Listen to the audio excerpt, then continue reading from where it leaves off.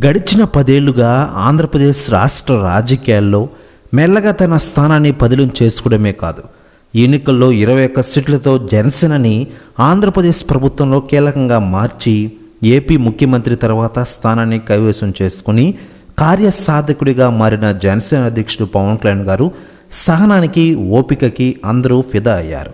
గత ఎన్నికల్లో ఓటమి చవిచూసినా ఈ ఎన్నికల్లో టీడీపీ, బీజేపీతో కలిసి తను నిలబెట్టిన అభ్యర్థులందరినీ గెలిపించుకున్న పవన్ కళ్యాణ్ గారు ఇప్పుడు ఆంధ్రప్రదేశ్ ప్రజల మనసులో ప్రత్యేక స్థానాన్ని సంపాదించుకున్న విషయం మనకందరికీ తెలిసిందే. మరోవైపు ఆంధ్రప్రదేశ్ డిప్యూటీ సీఎంగా మంచి పరిపాలన కొనసాగిస్తున్నారు పవన్ కళ్యాణ్ గారు. ఇక ఇదిలా ఉండగా డిప్యూటీ సీఎం పవన్ కళ్యాణ్ గారి కోసం చాలామంది రాజకీయ నాయకులు, ప్రముఖుల వ్యాపారవేత్తలు వస్తూ ఉన్న విషయం తెలిసిందే.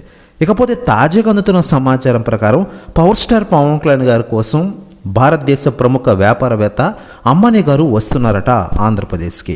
ప్రెస్ న్యూస్ కూడా తెగ వైరల్ అవుతోంది ఆంధ్రప్రదేశ్ రాష్ట్ర రాజకీయాల్లో. మరోవైపు 2029 ఎన్నికల్లో పవన్ కళ్యాణ్ గారు అత్యంత కీలకంగా మారేందుకు ఇప్పటి నుంచే బాటలు వేసుకుంటున్నారు.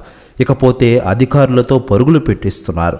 సమీక్షలు, సమావేశాలంటూ పవన్ జోరు చూపిస్తున్న విషయం విదితమే. ఇదంతా ఈ 5 ఏళ్లు కంటిన్యూ అయితే పవన్ కళ్యాణ్ గారి ప్రభావం 2029 ఎన్నికల్లో ఎలా ఉంటుందో ఊహించేసుకోవచ్చు.